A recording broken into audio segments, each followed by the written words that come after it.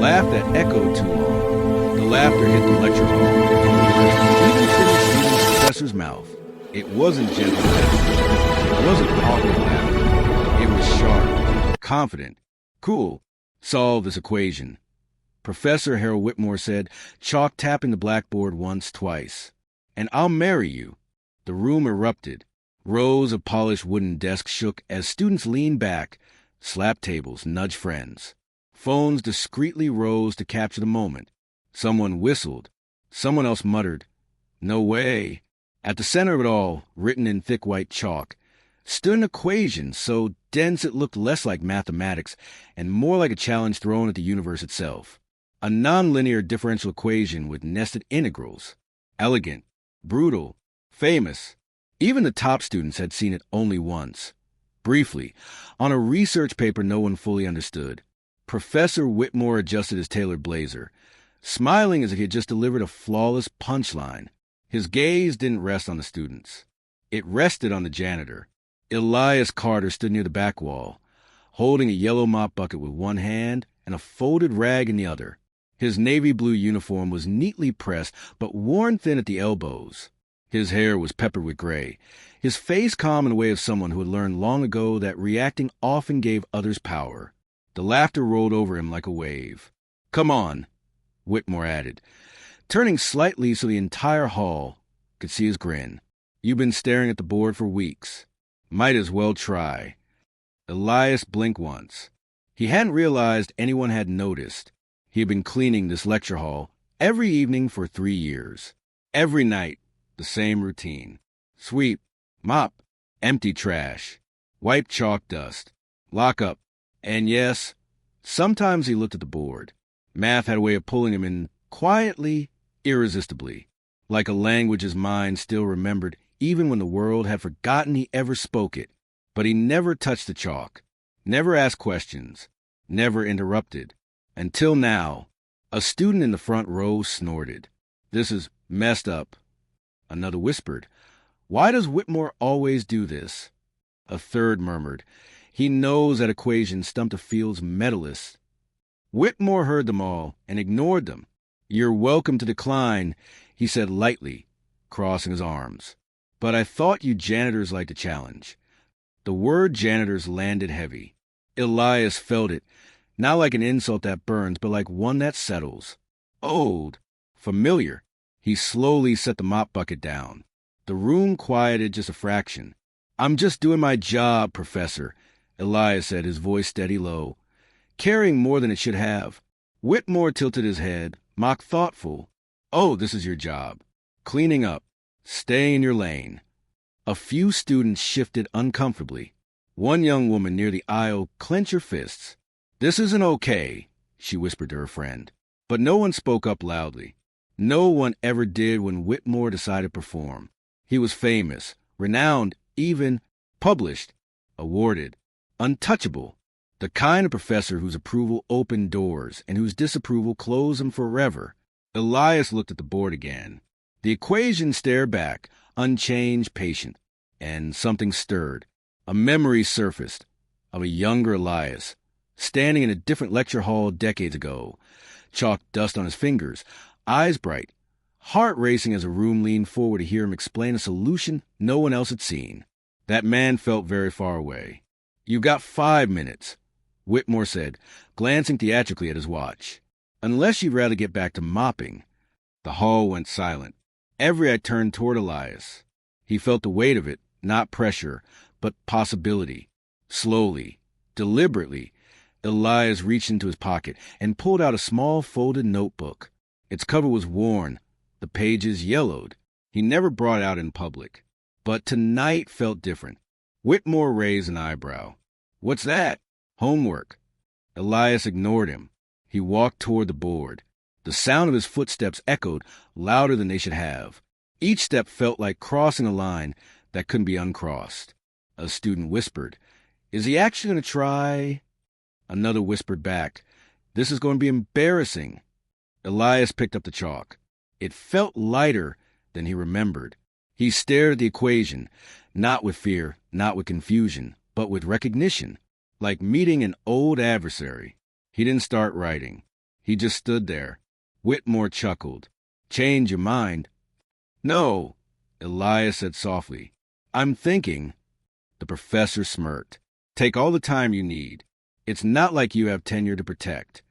The insult slid off Elias like rain, because something inside him had already shifted. He lifted the chalk and wrote the first line. Not a guess, not a trial, a transformation. The room reacted instantly. A student gasped. Wait, that's substitution. Another leaned forward. That's not in the paper. Whitmore's smile twitched, but held. Elias continued. His handwriting was precise, economical, no waste of motion. Each line flowed into the next like a story unfolding exactly as it should. The equation began to change. Not collapse, simplify. Step by step, the impossible began to look approachable. The murmurs grew louder. That cancels a divergence term. No, look, he's reframing the boundary condition. Is that even allowed? Whitmore stepped closer to the board. His confidence thinned. Just a little. That's an interesting approach, he said carefully. But it leads nowhere. Elias didn't look at him. Most paths do, Elias replied. Until they don't. The room went dead silent. He kept writing. The clock ticked. 2 minutes passed. Then 3. The equation, that equation, was no longer a monster. It was bending. Whitmore's jaw tightened. That step assumed symmetry, he snapped, which doesn't exist. Elias paused, turned, and for the first time looked directly at him. It does, Elias said, if you redefine the domain. Whitmore opened his mouth and stopped because Elias turned back and proved it, line by line, clear, elegant, unassailable. A student dropped their pen. Someone else whispered, "Oh my God!" Elias wrote the final transformation, then the solution, and set the chalk down. The lecture hall didn't breathe. The board stood full, complete, solved. Whitmore stared at it, his face drained of color. The laughter from earlier felt like a lifetime ago. This isn't possible," he said quietly. Elias wiped his hands on his rag. "It is," he replied. "You just never looked at it that way." The room erupted, not with laughter this time, but shock. Phones were up now, recording openly. A student stood. "Professor, is that correct?"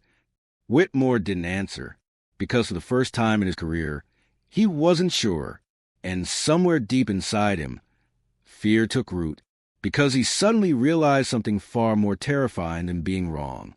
He realized the janitor hadn't just solved the equation. He had exposed something Whitmore had been hiding for years. And as the dean's office door opened quietly at the back of the hall, Whitmore froze. The man who never existed. The dean didn't announce herself. She didn't have to. Dr. Vivian Hart stepped into the lecture hall, like someone walking into a room already on fire, and choosing not to flinch. Her silver hair was pinned neatly. Her dark blazer fit like armor. And her eyes went straight to the chalkboard as if it had called her here. The room, still buzzing, fell into a hush so sudden it sounded like air being sucked out. Phones lowered halfway, then rose again, unsure whether this was permission or danger. Professor Harold Whitmore's face locked into a stiff smile, the kind he wore at faculty dinners and donor galas.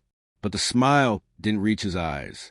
It couldn't, because his eyes were trapped on the solution, and his mind was trapped on one thought. How did he do that?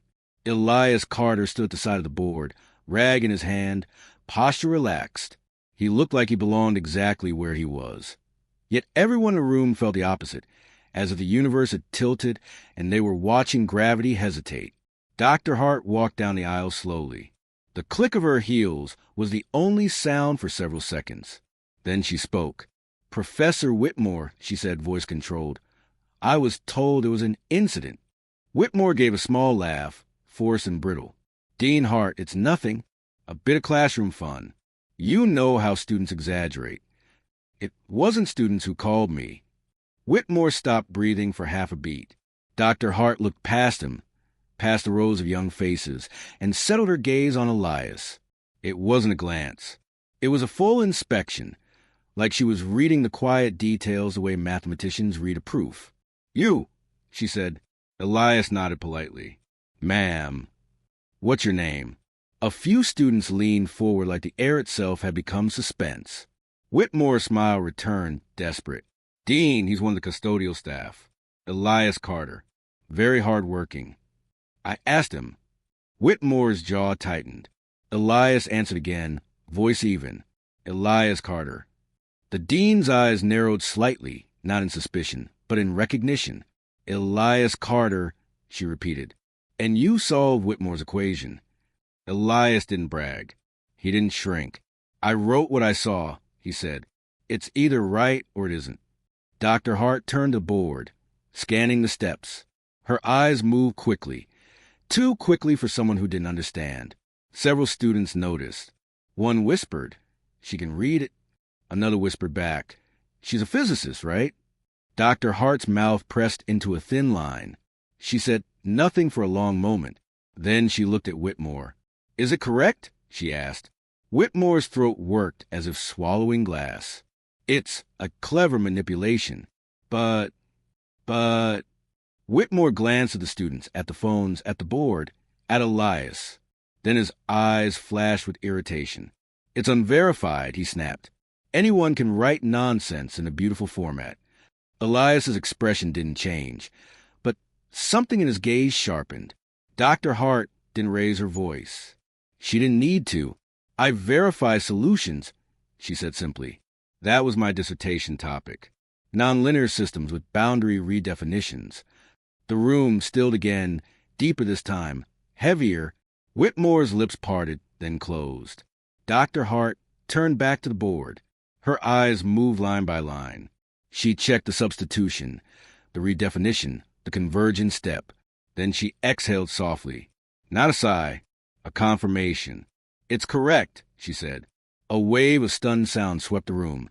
Gasps, whispers, disbelief. Whitmore's face didn't just pale. It hardened. "Dean Hart," he said tightly. "With respect, this is inappropriate. This is my classroom." Dr. Hart's stare stayed on him. "And it's my university." Whitmore's hands clenched at his sides. "This man is a janitor." Elias flinched slightly at the word. Not because it hurt, but because Whitmore said it like it was a cage. Dr. Hart stepped closer to Whitmore, voice quieter now, but somehow louder in its quietness. "Then explain why he solved something you assigned as a joke," she said. "Explain why he demonstrated graduate-level insight in a room full of undergraduates." Whitmore's eyes flicked to Elias. And in that flicker, Elias saw it. Fear. Not fear of being wrong. Fear of being discovered. Because Whitmore didn't just doubt Elias could solve it. Whitmore feared a possibility that Elias had solved it before, somewhere else, under another name. A student in the second row raised her hand timidly. Dr. Hart glanced at her. "Yes." The student swallowed. "Professor Whitmore has been making fun of Mr. Carter for a while." A ripple moved through the class. Another student stood. "He does it a lot. Not just him. He embarrasses anyone who asks questions." Whitmore snapped, "Sit down." But the student didn't. And that tiny act, one student refusing, felt like the beginning of an avalanche. Another voice chimed in. He threatened to fail people who challenge him. Another, he calls students stupid in office hours. Another, my friend switched majors because of him. Whitmore barked, "This is an ambush." Dr. Hart held up a hand. The room fell quiet again, like she controlled the air. Then she turned back to Elias. "Mr. Carter," she said, "where did you learn this?" Elias hesitated. Not because he didn't have an answer, because his answer carried a weight he didn't like lifting in public. "I used to study," he said carefully. Whitmore scoffed. "Used to study? Of course." Elias's gaze cut to him, calm but edged. "Yes," he said, "I used to study, the way you used to teach." A few students gasped at that. Whitmore's face flashed red. Dr. Hart's tone softened slightly. "What did you study?" Elias looked down at the chalk-dusted floor, then up at the board. He didn't want to say it, but he did anyway. "Mathematics," he said. "Applied mathematics." Whitmore laughed again, but the sound was different now, high and strained. "And where did you get your degree?" he asked, loud enough for everyone. "Community college? YouTube?" A couple of students frowned. Elias's jaw tightened for first time, just a fraction. "I don't have a degree," he admitted. Whitmore's laughter grew, triumphant. "Ah, there it is. Dean Hart, you see? He's a pretender with a lucky guess."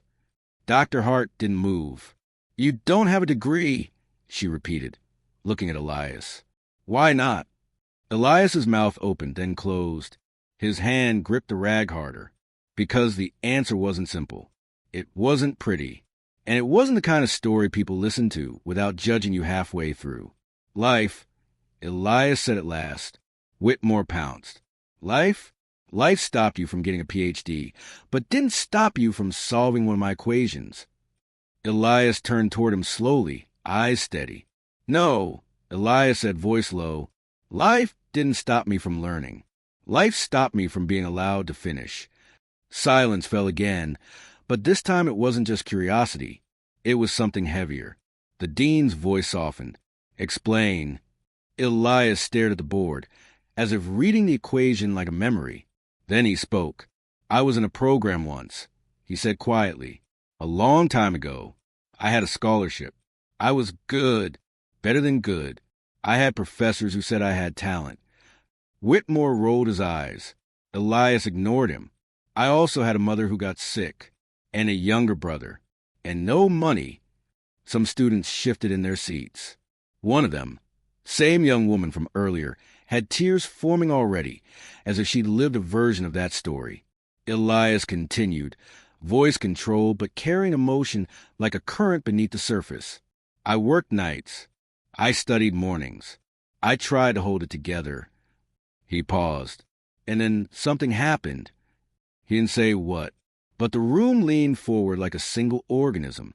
Dr. Hart's voice was gentle now. "What happened?" Elias looked up, eyes darker. "I was accused," he said, "of something I didn't do." Whitmore's smile returned, vicious and satisfied. "Oh!" Elias turned to him. "Plagiarism." The word hit the room like a slap. Students gasped. Whitmore's eyebrows lifted theatrically. "Well, that's ironic." Elias's voice sharpened just enough. "I didn't plagiarize. I proved something. I wrote my own work. But someone with influence, said it was theirs." Dr. Hart's face changed slightly. Not shock, recognition, like she'd heard a rumor long ago and never found the body. Whitmore's eyes darted. Elias kept going. "They stripped my scholarship," he said. "They threatened me. Said I'd never work in academia again." His voice lowered. And they were right. A cold, uncomfortable stillness settled. Whitmore tried to laugh, but it came out wrong. "This is a soap opera." Elias's eyes held him like a vice. "It's my life," Elias said. Dr. Hart stepped closer. "What university?" she asked. Elias hesitated. He knew what naming it could do. He also knew what staying silent had done for years. Finally, he spoke, voice quiet but clear. "East Bridge University." A student whispered, "That's this university." Another whispered back, "Wait, that's..." Whitmore's face went rigid. Dr. Hart froze for the first time. "East Bridge," she repeated slowly.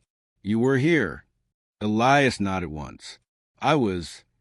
Dr. Hart looked at him, then at the board, then at Whitmore, like three puzzle pieces suddenly aligning in a way she didn't want to believe. Whitmore forced a chuckle. "Dean, come on. This is ridiculous. A janitor spinning stories about old academic drama." Dr. Hart cut him off. "What year?" she asked Elias. Elias swallowed. 2004, he said. "Fall semester." Dr. Hart's eyes widened slightly.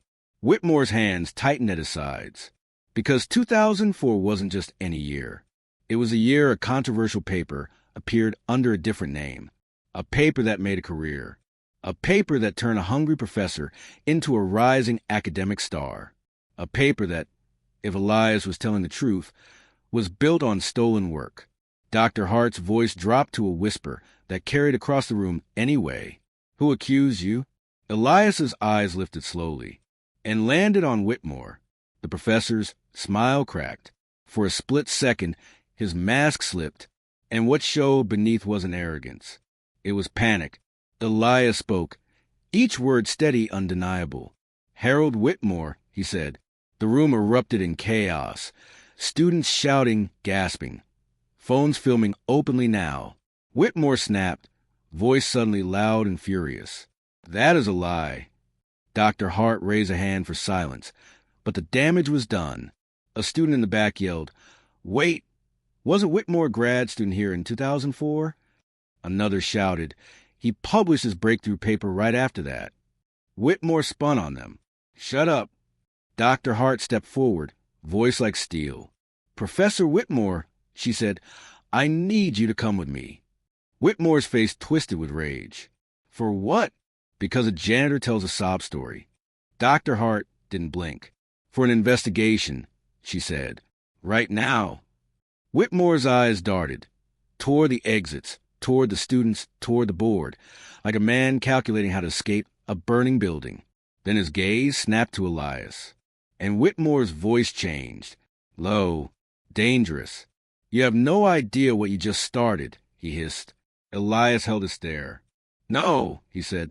"I know exactly what I started." Whitmore's lips curled. Then he leaned closer, just enough for Elias to hear, though a few nearby students caught it too.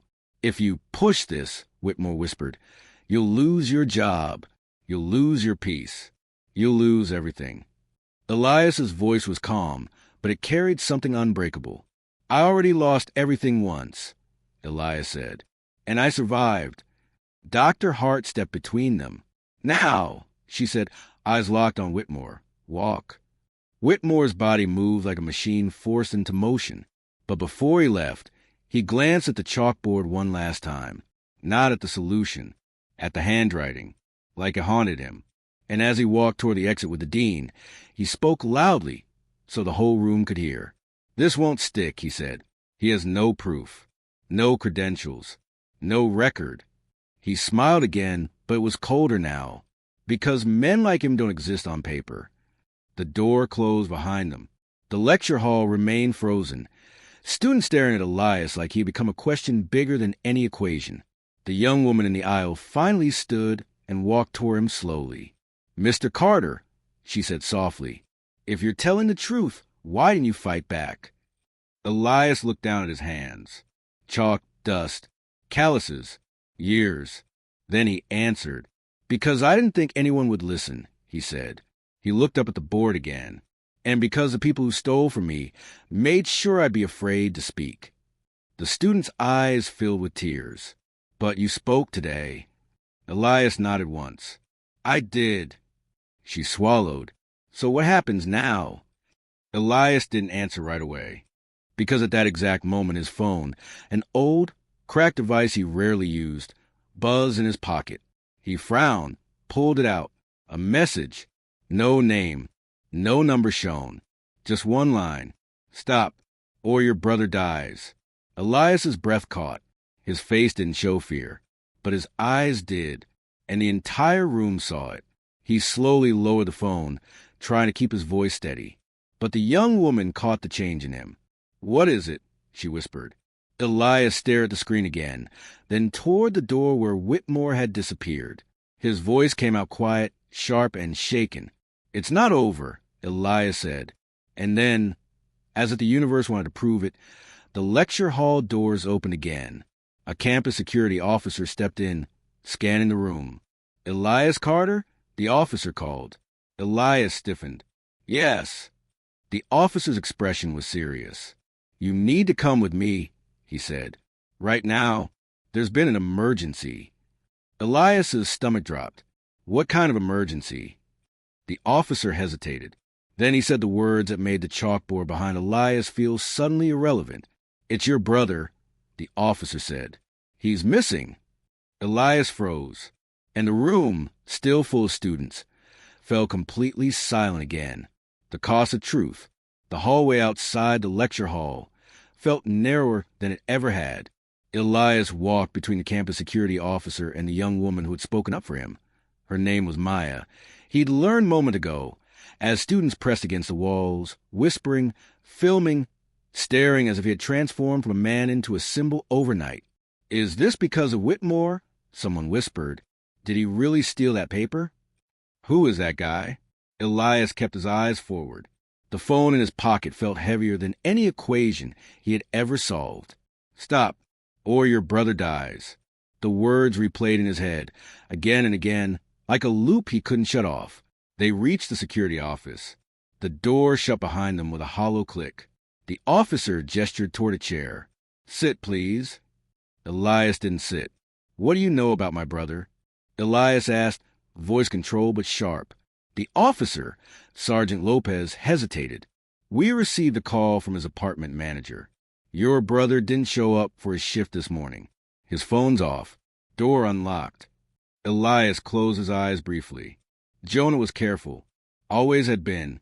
The kind of careful that came from growing up watching everything fall apart once already. "Did you check the apartment?" Elias asked. "Yes," Lopez said. No sign of forced entry. But there was something. He slid a plastic evidence bag across the desk. Inside was Jonah's watch. The leather strap was snapped clean through. Elias's breath caught despite himself. That watch never left his wrist. Elias said quietly. Maya, standing near the door, covered her mouth. "Oh, my God." Lopez leaned forward. "Mr. Carter, given what happened in that lecture hall and the accusations you made against Professor Whitmore, we can't ignore the timing." Elias looked up sharply. "Are you saying you think this is connected?" Lopez chose his words carefully. "I'm saying powerful people don't like their past dragged into the light." Elias's phone buzzed again. A second message. "You were warned. Walk away." Maya saw the color drain from his face. "Elias, what is it?"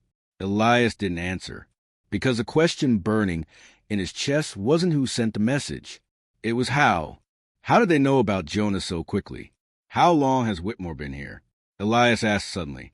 Lopez frowned. "At Eastbridge? Almost 20 years. Has he ever had ties to campus security?" Elias pressed. Lopez stiffened. "Why?" "Because someone knew where my brother lives," Elias said. "Someone knew how to reach him fast." Maya stepped forward. "Professor Whitmore left with the dean less than 15 minutes ago." Elias nodded slowly. 15 minutes. That was enough time for a phone call. Enough time for an order. Enough time for someone who had been planning for this moment far longer than Elias realized. Dr. Vivian Hart stood alone in her office, staring at a dusty box she hadn't opened in years. Inside were old faculty review files, archived, forgotten, buried beneath newer scandals and shinier successes. She hadn't planned to open them tonight, but Elias Carter's name wouldn't let her sleep. She slid the lid off and pulled out a manila folder labeled E. Carter, dismissed 2004. Her heart thudded. She remembered the case now. Vaguely. A brilliant graduate student accused of plagiarism. A quiet dismissal. No hearing. No appeal. At the time, she'd been newly appointed, overwhelmed, trusting senior faculty. Trusting Harold Whitmore. She opened the folder. Her breath hitched. The proof inside was thin. Suspiciously thin. No original source cited. No comparison drafts. Just Whitmore's sworn statement and a committee signature, hers included. Her hands trembled. What did we do? Her phone rang. She answered immediately. "Hart." "Dean." Whitmore's voice came through smooth, rehearsed. "I trust you're handling the janitor situation." Her jaw tightened. "He has a name." Whitmore chuckled. "Of course. Elias Carter. Or should I say nobody?" Hart didn't respond. Whitmore continued. "This is getting out of hand. Students are already posting nonsense online. You need to shut this down." "You accuse him of plagiarism," Hart said quietly. "Without evidence." "There was evidence." Whitmore snapped. "Where?" Hart pressed. A pause. Then Whitmore sighed, feigning patience. "Vivian, you weren't there. I protected this institution." "No," Hart said, voice steady now. "You protected yourself." Whitmore's tone cooled. "Careful." Hart closed the folder. "You know what I found?" Whatever you think you found is irrelevant, Whitmore said. That man has no standing, no degree, no career. No, Hart replied, but he has the truth. Whitmore laughed softly. Truth is useless without power. Hart's eyes hardened. We'll see. She hung up. Then she did something she should have done 20 years ago. She called the ethics board. Back in security office, Elias sat now because his legs no longer trusted him. Maya crouched in front of him. Elias, listen to me. Whatever this is, you don't face it alone. Elias looked at her, eyes dark with conflict. You don't understand. Then explain, she said. Please. Elias exhaled slowly. They already took everything from me once, he said. My career, my future, my name. His voice dropped.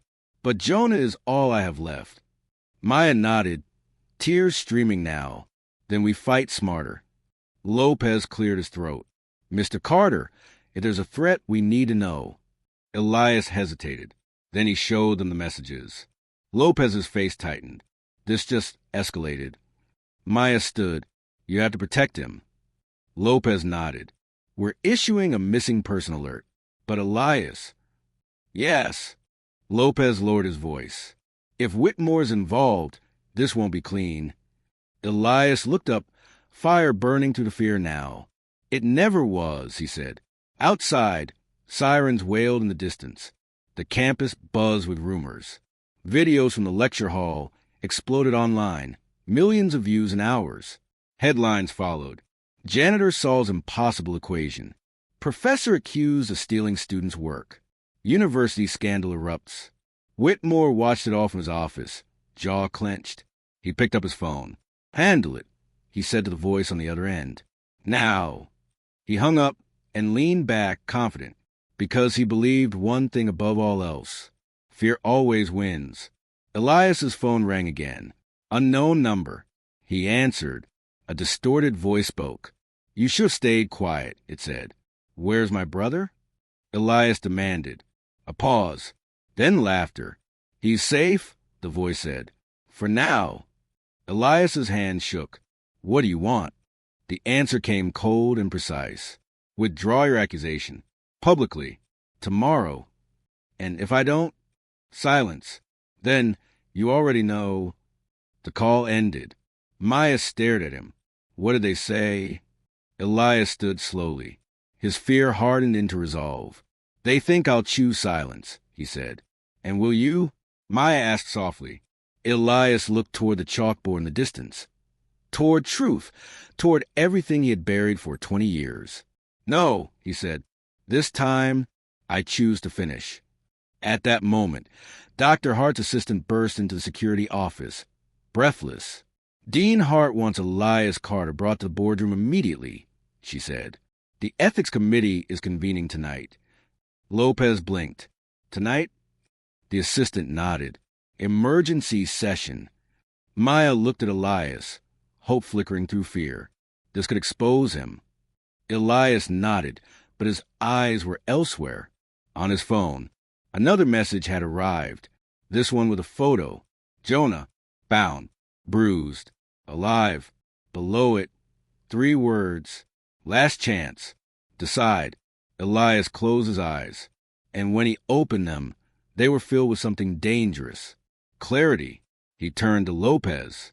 Get me to that boardroom, Elias said, and put every camera you have on it. Maya gasped. Elias. They want me silent, he said, so I'll be louder than ever. He clenched his fists. Because if I back down now, Elias continued, voice breaking just slightly, I lose my brother anyway. The campus clock struck midnight, and somewhere in the city, a door creaked open, the hearing that shook the walls. The boardroom lights were too bright for midnight. They cast sharp reflections across the long mahogany table, where 12 members of the ethics committee sat in rigid silence, folders stacked like quiet weapons in front of them. The university seal loomed on the wall behind them, gold and authoritative, a symbol of truth that had too often been used to bury it. Elias stood at one end of the room. No uniform now, just a plain shirt, sleeves rolled up hands steady at his sides. Across from him sat Professor Harold Whitmore. Perfectly tailored suit, perfect posture, perfect smile. Between them stood Dean Vivian Hart. She didn't sit. She stood because she knew this was not a meeting. This was a reckoning. "We are convening under emergency authority," Hart began, her voice calm but resonant. "This session is being recorded and live-streamed to the Faculty Oversight Channel." Whitmore's smile faltered. "Live-streamed," he snapped. "That's highly irregular." "So is blackmail," Hart replied evenly. A murmur rippled through the committee. Elias felt his phone vibrate in his pocket. He didn't look. "Not yet." "Professor Whitmore," Hart continued, "you are accused of academic misconduct, plagiarism, abuse of authority, and intimidation." Whitmore laughed softly. "By whom?" "A dismissed student turned janitor." Elias stepped forward. "By the man you stole from," he said. Whitmore's eyes flashed. "You have no proof." Hart turned a folder toward the committee. "That's where you're wrong." She opened it. 20 years ago, Hart said, Elias Carter submitted a preliminary paper on nonlinear boundary transformations. 2 weeks later, Professor Whitmore submitted a strikingly similar paper, one that launched his career. Whitmore leaned back, unfazed. Coincidence. Hart slid another document forward. "These are time-stamped drafts recovered from the university's old archive server. Elias's work predates yours by 3 months. Whitmore's smile tightened. "Drafts mean nothing." Hart nodded. "Normally, I'd agree." She tapped a button on the remote. The screen behind her lit up. Code. Handwritten equations. Elias's handwriting. Then, another set. Whitmore's paper. The same structure. The same substitutions. The same logic. Only polished. Only signed by someone else. The room went silent. One committee member whispered, "My God." Whitmore's voice rose. "This proves nothing. Ideas overlap." Hart didn't look at him. "Then explain this." Another file appeared. An email sent at 2:14 a.m., dated 2004, from h.whitmore@eastbridge.edu to e.carter@eastbridge.edu. "You're talented, Elias, but talent without guidance is dangerous. Withdraw your paper. Let me help you publish it properly." Gasps filled the room. Elias swallowed hard. He remembered that email. The false kindness. The trap. Hart spoke again. Elias declined. The next day, plagiarism charges were filed against him, using Whitmore's version of the work as the original. Whitmore stood abruptly. "This is fabricated." Hart turned sharply. "Sit down." Whitmore hesitated, then sat, but his eyes burned. Elias felt his phone vibrate again. Stronger, urgent. He ignored it, because he understood something now. This was the moment Whitmore had been afraid of, not exposure, loss of control. Hart continued. The committee that dismissed Elias Carter included Professor Whitmore. One of the committee members spoke up, voice shaking. "That's a conflict of interest." "It was," Hart said, "and it was concealed." Whitmore slammed his hand on the table. "Enough. This man has no degree, no academic standing, no credibility." Elias stepped forward again. "You took my degree," he said. "You took my standing." Whitmore laughed bitterly. "You walked away." "No," Elias replied. "You pushed." Hart raised a hand. "There's more." She nodded to the door. It opened. A woman stepped in, older now, but unmistakable. Dr. Elaine Morrison, former Ethics Committee chair, retired, and very uncomfortable to be here. Whitmore's face drained of color. "Dr. Morrison," Hart said, "thank you for coming." Morrison avoided Whitmore's eyes. "I should have spoken sooner." Hart gestured toward the screen. "Tell us what happened in 2004. Morrison inhaled deeply. We were pressured. Funding was on the line. Harold Whitmore was positioned as a rising star. She paused. And Elias Carter was expendable. Elias closed his eyes. Hearing it said out loud hurt more than he expected. Whitmore shot to his feet. "This is character assassination." Hart's voice cut through like a blade. Sit, or I will have security escort you out. Whitmore sat. Barely. Morrison continued, voice cracking. I signed off on the dismissal, without a proper hearing. I regret it every day. The committee erupted. Questions, disbelief, outrage. Hart raised her hand. We are not done, she said. She turned to Elias. Mr. Carter, she said gently, do you have anything you wish to submit? Elias nodded. He reached into his bag and pulled out a worn notebook, the same one from the lecture hall. He opened it. These are my original notes, he said. The ideas.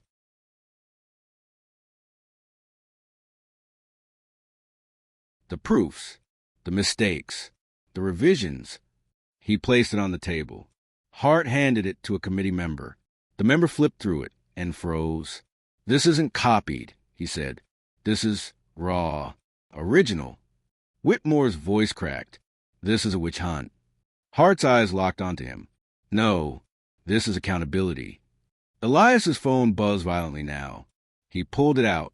Another photo. Jonah, blood on his lip. Still alive. A voice message followed.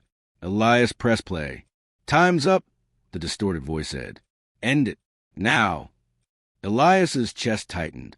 Maya, sitting silently in the back of the room, saw his face change. She shook her head slightly. Don't. Whitmore noticed too, and he smiled.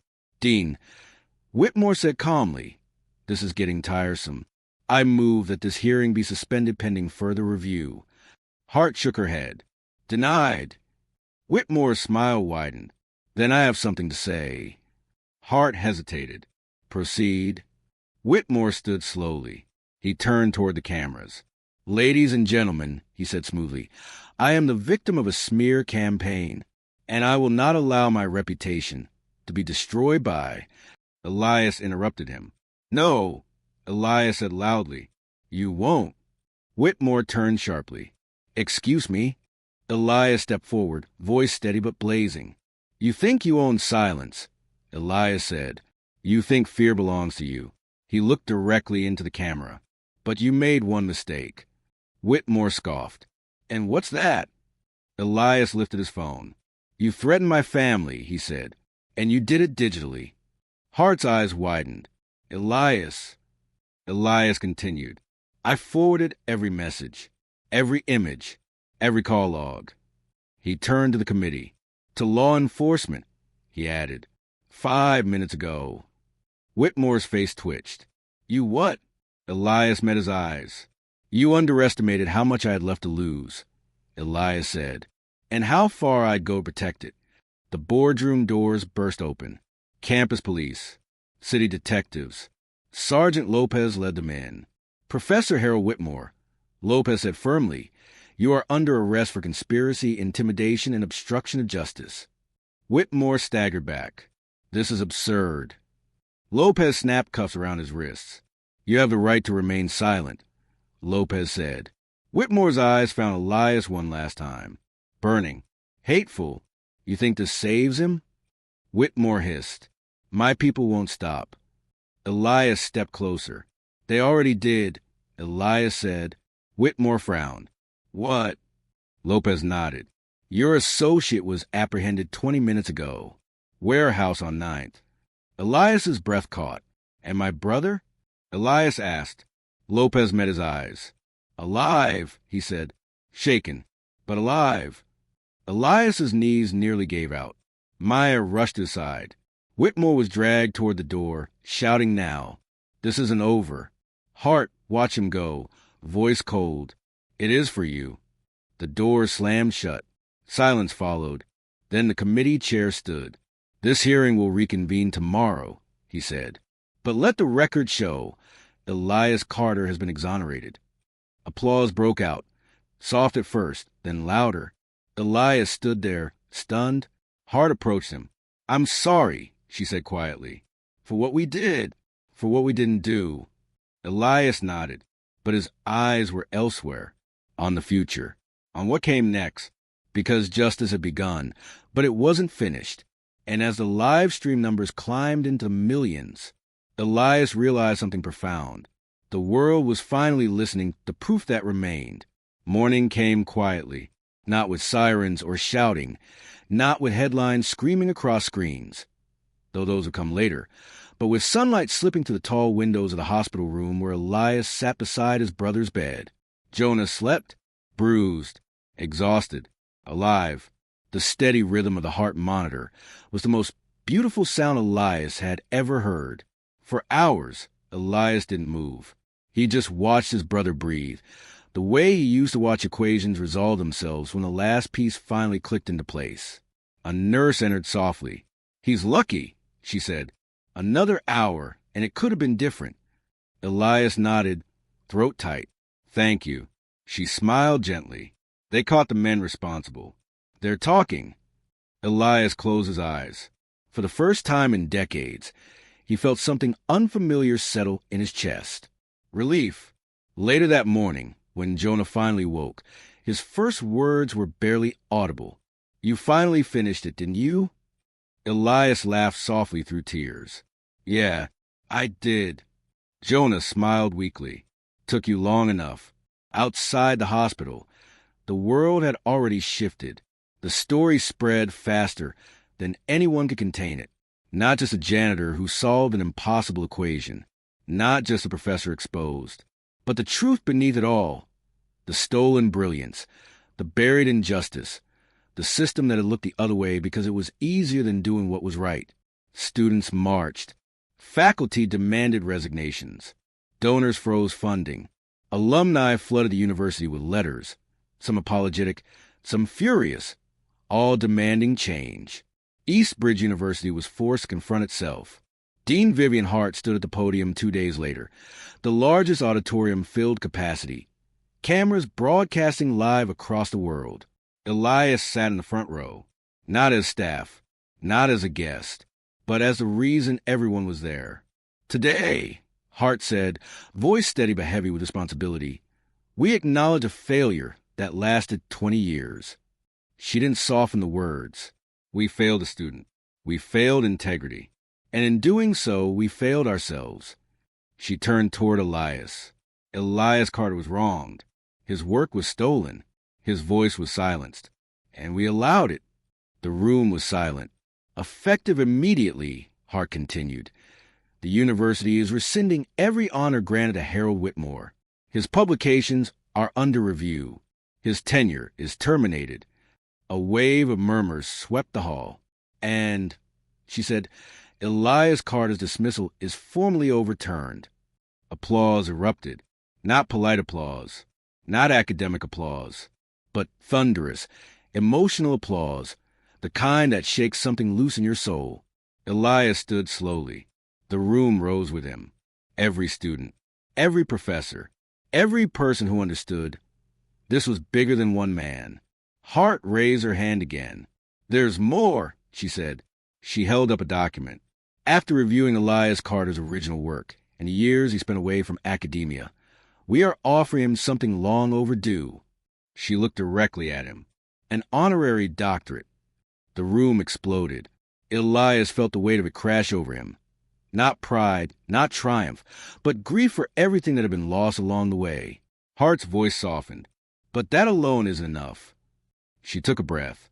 We are also offering Elias Carter a permanent faculty position, with full authority to teach, research, and mentor. Elias froze.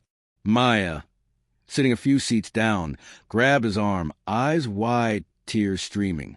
"They're giving you your life back," she whispered. Elias swallowed. "No," he said quietly. "They're giving me a chance to build something new."